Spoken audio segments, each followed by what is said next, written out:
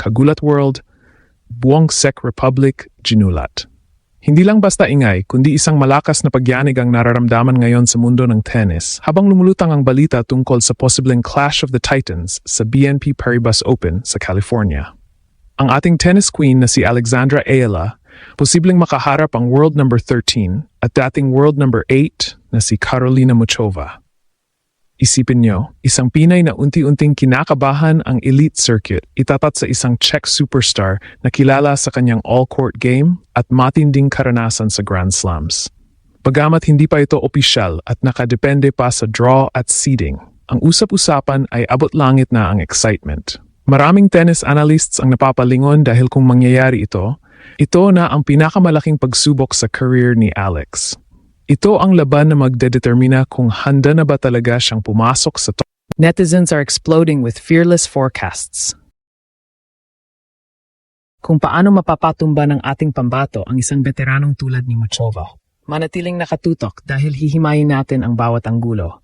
Mula sa lakas ni Muchova hanggang sa sikreto kung bakit kayang-kayang gulatin ni Alex ang buong Czech Republic sa California Open. Para sa mga hindi masyadong pamilyar, si Karolina Muchova ay hindi basta-bastang player. Siya ay kasalukuyang world number 13, pero huwag kayong pabulag sa ranking na yan dahil noong 2023, umakyat siya hanggang world number 8. Siya ay isang Grand Slam finalist at kilala sa kanyang crafty style of play. Hindi siya yung tipong laro-laro lang. Si Muchova ay may matinding serve, malapader na depensa at ang kanyang variety sa court ay isa sa pinakamahirap pasahin sa WTA Tour. Para sa maraming fans sa Czech Republic, siya ang kanilang pambato na inaasahang magdodomina sa California. Kaya naman, nang lumabas ang posibilidad na makaharap niya ang isang rising star mula sa Pilipinas, marami ang napaangat ang kilay. Sino itong si Ayala? Yan ang tanong ng marami sa Europe. Ngunit dito nagkakamali ang marami. Ang BNP Paribas Open, o mas kilala bilang Indian Wells, ay tinaguri ang 5th Grand Slam dahil sa bigat ng kompetisyon at ganda ng pasilidad. Dito nagtatakpo ang pinakamagagaling at ang pressure ay abot langit. Para kay Alex Ayala, ang makaharap ang isang player na may caliber ni Muchova ay isang dream scenario. Bakit? Dahil dito niya mapapatunayan na ang kanyang laro ay hindi na lang pang junior o pang ITF level. Ang physicality ni Muchova ang magiging pinakamalaking hamon. Sanay ang Czech player sa mga habang rallies at marunong siyang gumamit ng slice at drop shots para sirain ang rhythm ng kalaban. Sa mga live tweets mula sa mga tennis enthusiasts, marami ang nagsasabi na ang matchup na ito ay clash of styles. Si Alex ay kilala sa kanyang agresibong baseline game. At yung kanyang lefty advantage na laging nagpapasakit ng ulo sa mga kalaban. Samantala, si Muchova naman ay ang definisyon ng finesse. Ang emosyon ng fans ay halo-halong kaba at pananabik. Sa Czech Republic, ang tingin nila kay Muchova ay dehado si Alex. Pero sa social media ng mga Pinoy, ramdam ang tiwala na ito na ang breakthrough moment ni Ayala. Ang BNP Paribas Open ay ang perpektong stage para sa isang upset. Ang klima sa California, ang bilis ng court, at ang suporta ng Filipino-American community ay lahat pabor kay Alex. Ito ang simula ng kwento kung paano niyanig ng isang 20-year-old na Filipina ang pundasyon ng Czech tennis dominance. Ngayon, dumako tayo sa fearless forecast.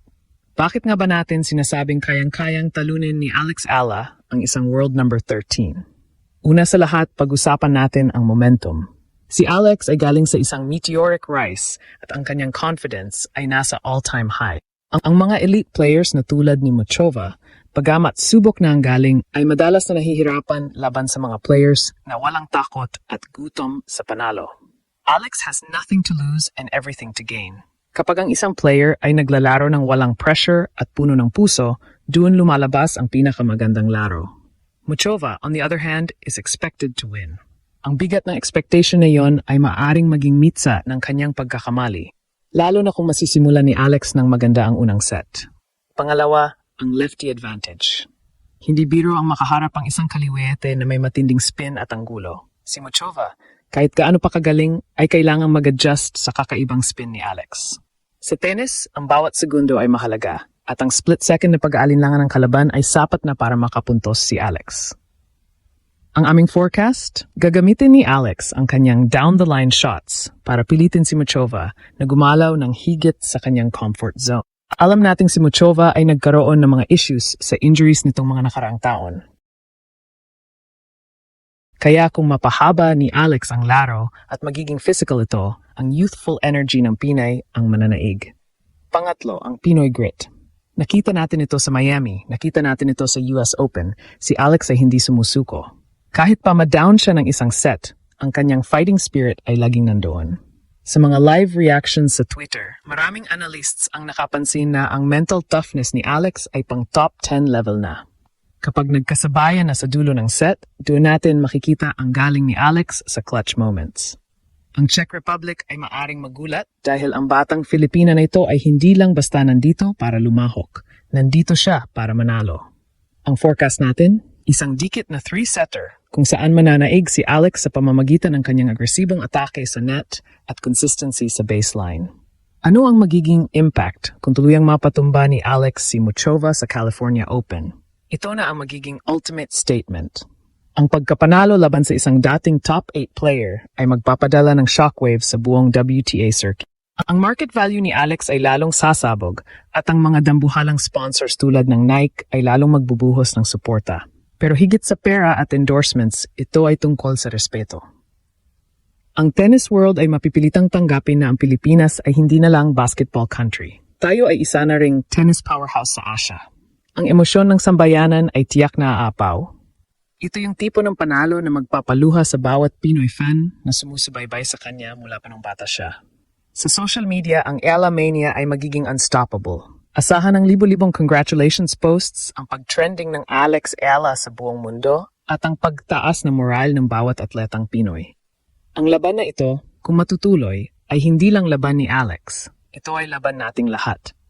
Ang Czech Republic ay maaring gulat sa ngayon, pero pagkatapos ng BNP Paribas Open, ang buong mundo ay makikilala na ang pangalang Alexandra Iela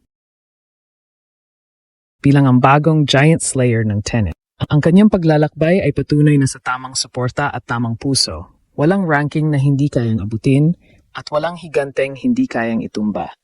Handa na ang California. Handa na ang fans. At higit sa lahat, handa na si Alex.